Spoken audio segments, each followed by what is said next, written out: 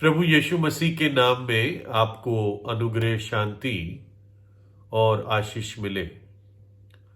एक इतिहासकार थे 1850 ईस्वी के आसपास। उनका नाम था फिलिप शाफ और उन्होंने कई बातों के बारे में लिखा, लेकिन वो लिखते हैं प्रभु यीशु मसीह के प्रभाव के बारे में, उसकी अधिकार और सामर्थ के बारे में। उन्होंने इस प्रकार से लिखा है, यह आपको गूगल पर भी मिल जाएगा, कि यीशु नाजरी, जिनके पास कोई पैसे नहीं थे, कोई हथियार नहीं थे, उन्होंने सिकंदर या अलेक्जेंडर द ग्रेट या कैसर, जो रोम का सम्राट था, या नेपोलियन या और कोई ऐसे लोग आए संसार में, उन सब से बढ़कर लाखों लाखों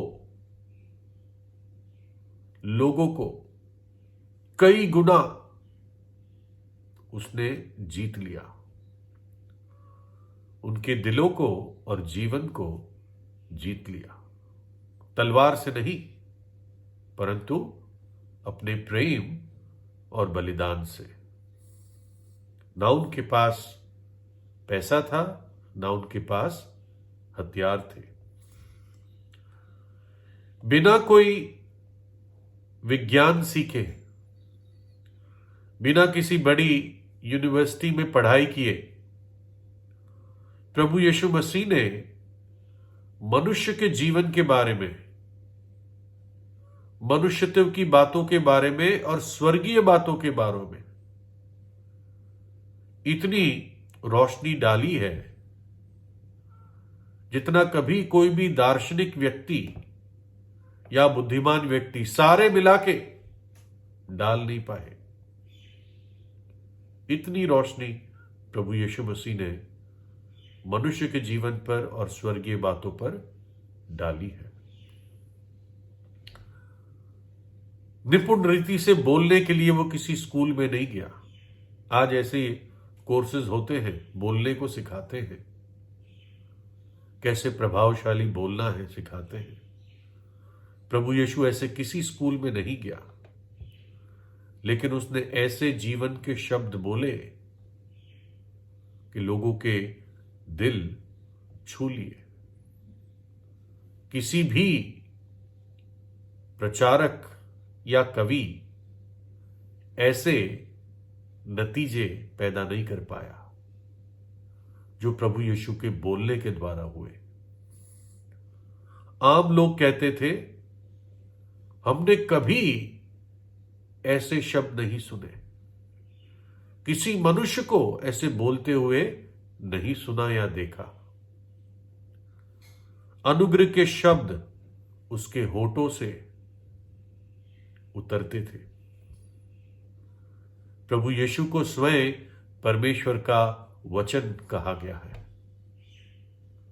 क्योंकि वचन ही विचारों को प्रकट करता है। और प्रभु यीशु मसीह जब देह धार कर इस संसार में आया, उसी ने प्रकट किया कि परमेश्वर कैसा है, उसका विचार क्या है, और उसके दिल की बात कि वो मनुष्य जाति से प्रेम रखता है। उसने किसी कागज पर कोई भी पंक्ति नहीं लिखी जो हमें रिकॉर्ड से पता है। सिर्फ एक बार उसने धूल पर अपनी उंगली से लिखा। लेकिन इतने सारे कलम, इतने सारे पेन,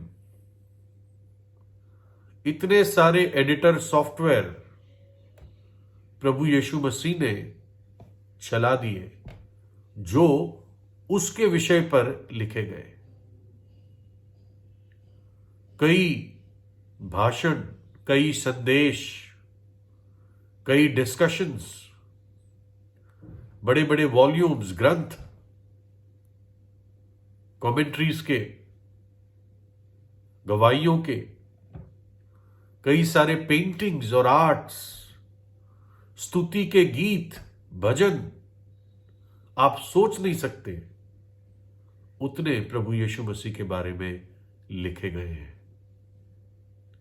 दुनिया भर में अलग अलग भाषाओं में, जो आप सोच नहीं सकते।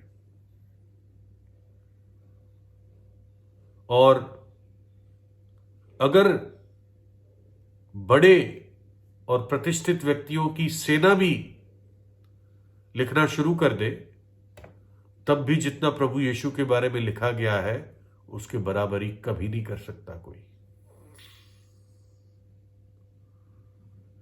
लाखों लाखों ऐसे लेख, किताबें, गीत प्रभु यीशु के बारे में आज मौजूद है। ये उसकी महिमा है। सिर्फ थोड़ा सा अंश मैंने बताया। रोमी गवर्नर था जिसका नाम प्लिनी था। उसको छोटा प्लिनी कहते थे क्योंकि एक बड़ा प्लिनी भी था, प्लिनी द यंगर और प्लिनी द एल्डर। तो ये छोटा प्लिनी था, रोमन गवर्नर था। और इसको प्रभु यीशु के विश्वासियों को सजा देनी थी। सजा क्यों देनी थी? क्योंकि रोम में शुरुआत में प्रभु यीशु के विश्वासियों को सताया गया। और कारण क्या था कि यीशु के विश्वासी सम्राट की तस्वीर को पूजते नहीं थे। वहां पे एक कानून बनाया था कि जो राजा की तस्वीर है उसको लोग रखे, उसको पूजे। तो प्रभु यीशु के विश्वासी इस बात को नहीं मानते थे, क्योंकि बाइबल कहती है, परमेश्वर ने कहा है, तू ना मेरी मूरत ना सूरत बनाना। तो ये गवर्नर प्लिनी बड़ा उलझन में था कि मैं क्या करूं इनके साथ। तो उसने, जब राजा जो था रोम का, एम्परर ट्रजान, सम्राट ट्रजान, उसको चिट्ठी लिखी। चिट्ठी में यह लिखा कि ये जो यीशु के विश्वासी हैं, ये यीशु का इनकार कतई नहीं करते, अपने विश्वास को पकड़े रहते हैं और राजा की तस्वीर, राजा की छवि की ये पूजा नहीं करते। इनको सजा की धमकी दी जाए या मौत की धमकी दी जाए तब भी ये मानते नहीं है। और मैं इनके अंदर एक ही गलती पाता हूं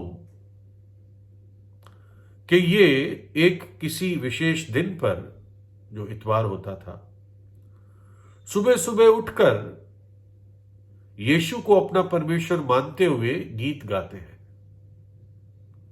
बस यही गलती मैं उनमें पाता हूं। और बाकी जब उनके जीवन के बारे में पता किया तो पता चला कि ये अपने आप को मानो के एक शपथ से बांध लेते हैं कि किसी के साथ धोखा नहीं करेंगे, किसी की चोरी नहीं करेंगे, व्यभिचार का पाप नहीं करेंगे, किसी का भरोसा नहीं तोड़ेंगे, और अगर किसी ने विश्वास से कोई चीज सौंपी है तो उसको विश्वास योग्य रीति से वापस करेंगे। तो गवर्नर प्लिनी इसलिए इतना उलझन में था कि ऐसे लोगों को मैं क्या और कैसे सजा दूं। प्लिनी का विवेक भी उसको कचोट रहा था। और मैंने आपको दोनों बातें बताई। प्रभु यीशु कैसा था, उसका प्रभाव कैसा था, जबकि वो बढ़ाई था, गरीब परिवार में पैदा हुआ था, लेकिन अमीर से अमीर व्यक्ति और बड़े से बड़ा नेता पाया गया है जो यीशु के नाम में घुटना टेकता है, और सिर्फ एक ही कारण से कि वो प्रभु यीशु से प्रेम करता है। या करती है। और क्यों करते हैं? क्योंकि उन्होंने प्रभु यीशु के प्रेम को जाना है। यीशु के प्रेम ने उनको जीत लिया है।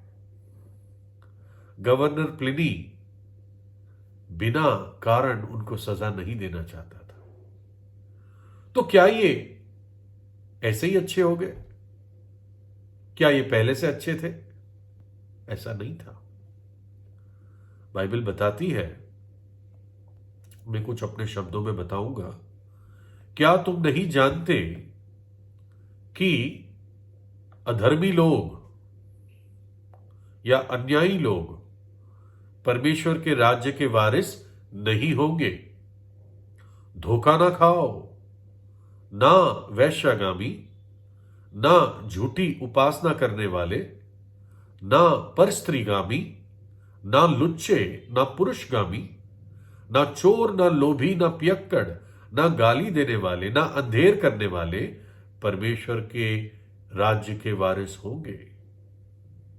ऐसे लोग परमेश्वर के राज्य में नहीं आ पाएंगे। फिर क्या कहता है? और तुम में से कितने ऐसे ही थे? तुम में से कितने ऐसे ही थे, परंतु उनके जीवन में एक मोड़ आया। क्या था वो?